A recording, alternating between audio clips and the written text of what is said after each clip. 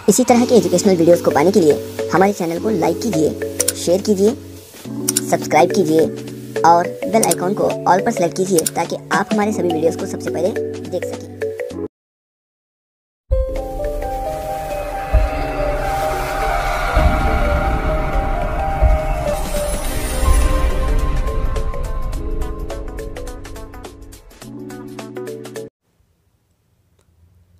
बिस्मिल्लाहिर्रहमानिर्रहीम। अस्सलाम वालेकुम दोस्तों।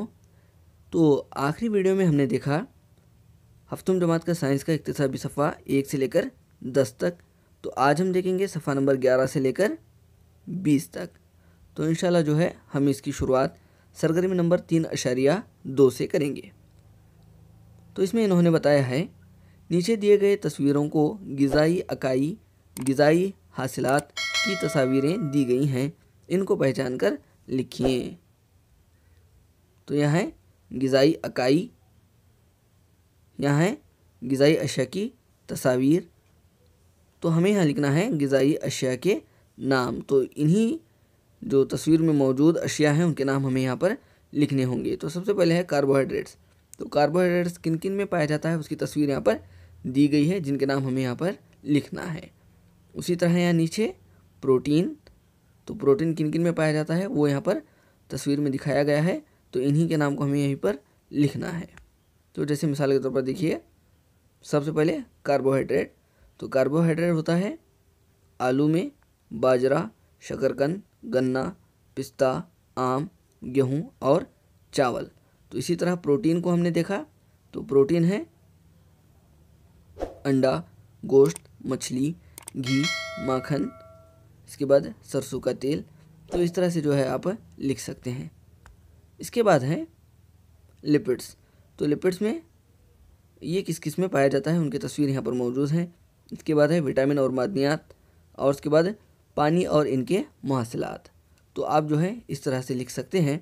लिपिड्स जो होते हैं काजू, नारियल का तेल, चर्बी, दूध, घी वगैरह इसमें पाया जाता है। उसी तरह विटामिन टमाटर, अमरूद, फल, तरकारियाँ, लीमू, पानी और इनके हासिलात जो हैं दालें, अनाज, फल, सब्जियां, तो इनमें पाई जाती हैं। अब उसके बाद है बच्चों अगर ज़्यादा वक्त के लिए ग़िज़ा नहीं खाते हैं तो क्या होता है। तो इसका जवाब हम लिखेंगे, अगर ज़्यादा वक्त तक ग़िज़ा नहीं खाते तो हमारा जिस्म कमज़ोर हो जाता है। अब उसके बाद है ये ऐसा क्यों होता है, और उसके बाद दूसरा जो सवाल है, हमें ग़िज़ा क्यों चाहिए। तो इनका दोनों का जवाब हमने यहाँ पर लिखा है, क्योंकि ग़िज़ा खाने से हमें ताकत व तवानाई हासिल होती है, अगर ये ना हो तो जिस्म कमज़ोर हो जाता है। तो ये दूसरे सवाल का जवाब है। और तीसरा जो है, सेहतमंद रहने के लिए, तवानाई हासिल करने के लिए, कुल मिलाकर कहा जाए तो ज़िंदा रहने के लिए ग़िज़ा चाहिए। तो इस अंदाज़ में जो है आप इसे लिखेंगे। आगे है ग़िज़ाई मौजूदात अहम अज्जा। ग़िज़ा में मौजूद अहम अज्जा और इनके नाम। तो कार्बोहाइड्रेट्स क्या करती है, जिस्म को तवानाई फराहम करती है। प्रोटीन जिस्म में नशोनुमा पैदा करते हैं। लिपिड्स जिस्म को तवानाई और ताकत फराहम करते हैं। विटामिन और मादनियात जिस्म को बीमार से महफूज रखते हैं। तो इस तरह से आप इसे लिखिए। इसके बाद है सरगर्मी नंबर 3.4। पिसा हुआ आलू, उबले हुए अंडे की जर्दी, मक्खन दिया हुआ है। इन तमाम को असातिज़ा की मदद से चेक करें। इन तमाम में अहम ग़िज़ाई अज्जा की इकाइयों की पहचान और इन तमाम के मेलाप को नीचे दिए गए जदोल में वजाहत कीजिए। तो यहाँ पर हम इनके नाम लिख लेंगे, पिसा हुआ आलू, उबले हुए अंडे की जर्दी, उसी तरह मक्खन। तो दिए हुए अहम ग़िज़ाई अशिया, तो हमें कुछ इस तरह से उसे लिखेंगे। पिसा हुआ आलू नीला रंग होता है जिसमें स्टार्च होता है। उबले हुए अंडे की जर्दी बैगनी रंग की होती है और इसमें प्रोटीन होता है। उसी तरह मक्खन जो नीम शफाफ होता है और इसमें चर्बी यानी लिपिड्स पाए जाते हैं। तो आप इस तरह से लिखिए।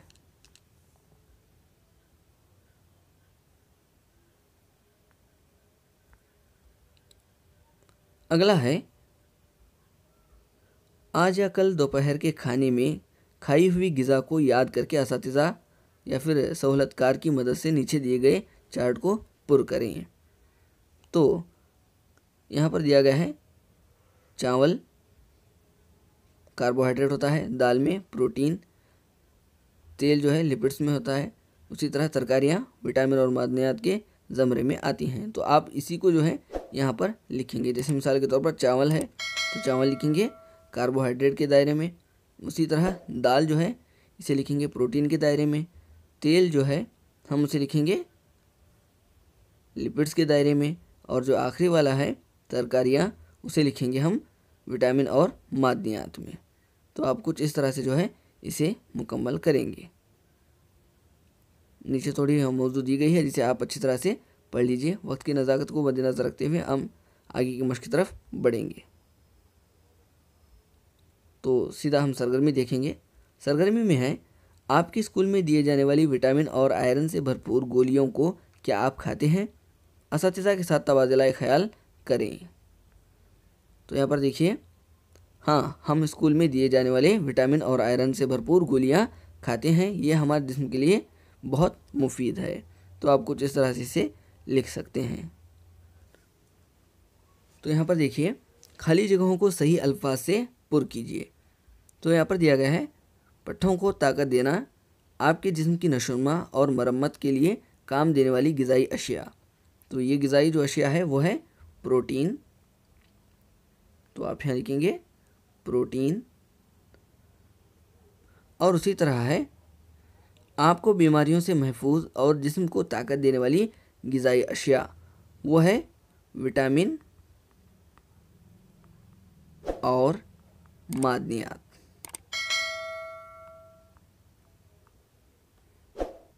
अब उसके बाद है, आपके जिस्म को तवानाई देने वाली ग़िज़ाई अशिया, वो होता है कार्बोहाइड्रेट्स।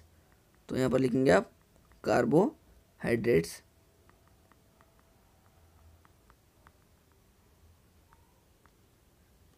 उसके बाद है, रेक्टस बीमारी डैश की कमी से तो ये होती है विटामिन डी की कमी से। विटामिन डी की कमी से जो है ये होती है। अब उसके बाद है, लोहे के अंसर की कमी से होने वाली बीमारी। तो लोहे के अंसर से जो बीमारी होती है वो होती है खून की कमी। वो होती है खून की कमी। अब उसके बाद है, ज़ैन होटल से नाश्ते की पैकेट लेकर आता है। पैकेट पर मौजूद तेल ग़िज़ा के कौन से अज्जा के तरकीबी की निशानदेही करता है? तो इसका जवाब हम कुछ इस तरह से लिखेंगे। पैकेट पर मौजूद तेल लिपिड्स ग़िज़ा के अज्जा की तरकीबी की निशानदेही करता है। अकरम तमाम क्लास के बच्चों से बहुत मोटा है। वो कौन सी ग़िज़ाई अशिया की ज़्यादा इस्तेमाल करने से इसके जिस्म में तब्दीलियाँ हुई? तो हम इसे इस तरह से लिखेंगे, क्योंकि वो बहुत ज़्यादा कार्बोहाइड्रेट और चर्बी वाली ग़िज़ा का इस्तेमाल करता होगा, जिसकी वजह से वो बहुत मोटा हो गया है। इसी के बाद है, मुतवाज़न ग़िज़ा का इस्तेमाल क्यों करना चाहिए? तो इसके मतलब हम लिखेंगे, मुतवाज़न ग़िज़ा हमारे जिस्म को दरकार सभी तग़ज़ी को मुनासिब मिक़दार में फ़राहम करती है और जिस्म को दरकार पानी की मिक़दार को भी फ़राहम करती है। तो कुछ इस तरह से आप इसे लिखेंगे। अब आखिर में है कदर पैमाई की सतह। तो हम सीधे बढ़ेंगे इक्तिसाबी मुहासिल नंबर 4। नीचे दिए हुए क्या खाते हैं? तो इनके मतलब हमें लिखना है इंसान। तो इंसान क्या क्या खाते हैं? इंसान खाते हैं रोटी, चावल, इसके बाद तरकारियाँ। तो कुछ इस तरह से जो भी चीज़ हम खाते हैं उसे यहाँ पर लिखेंगे। और उसके बाद है शेर। तो शेर जो है आप डायरेक्टली गोश्त करके भी लिख सकते हैं, या फिर जो जानवर हैं जैसे मिसाल तौर पर खरगोश, हिरन, बैल, गाय, तो इस तरह से भी आप लिख सकते हैं। और इसके बाद हिरन है, हिरन तो ये खाता है घास। उसके बाद है पौधे, ये जो है ज़मीन में मौजूद मादनियात का इस्तेमाल करते हैं, मादनियात और पानी। तो आप कुछ इस तरह से इसे लिखिए। तो यहाँ पर एक है ज़ियाई तालीफ की जो तस्वीर दी गई है, आप इसे बगौर मुशाहिदा करें।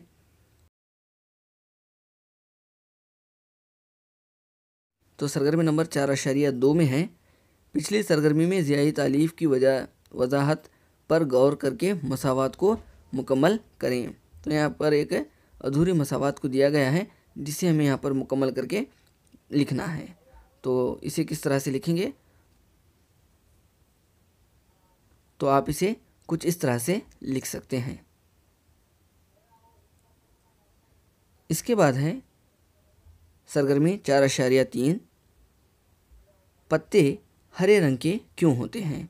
तो इसके मतलब हम लिखेंगे पत्ते हरे रंग के होते हैं क्योंकि इनमें सब्ज रंग का पिगमेंट होता है जिसको क्लोरोफिल कहते हैं। इसकी वजह से पत्ते हरे रंग के होते हैं।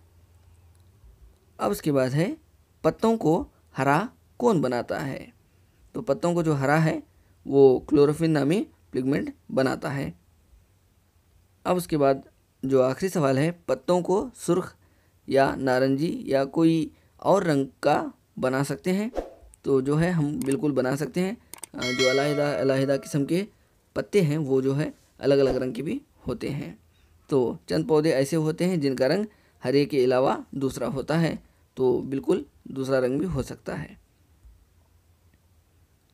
सरगर्मी नंबर 4.4, पौधों में तग़ज़िया के मुख्तलिफ तरीके। तो आप इन तरीक़ों को जो है बगौर देख सकते हैं और इनके मुताल्लिक़ जानकारी भी हासिल कर सकते हैं अपनी दरसी किताब से। तो आज हमने देखा सफ़ा नंबर 11 से लेकर 20 तक। इंशाअल्लाह मैं उम्मीद करता हूँ कि ये वीडियो आपको मददगार साबित हुआ होगा। फिर मिलेंगे अगली वीडियो में, तब तक के लिए अल्लाह हाफिज़।